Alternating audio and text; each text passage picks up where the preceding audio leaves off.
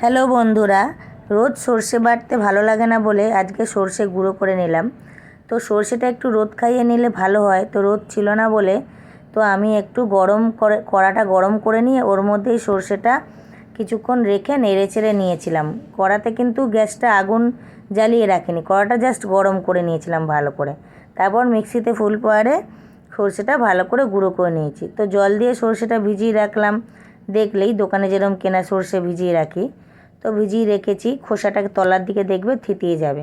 তো এখানে পটল সর্ষে করব বলে কালো জিরে শুকনো লঙ্কা ফোড়ন দিয়ে কাঁচা লঙ্কা দিয়ে পটলগুলো নুন হলুদ লঙ্কার গুঁড়ো চিনি দিয়ে ভালো করে ভেজে নিলাম।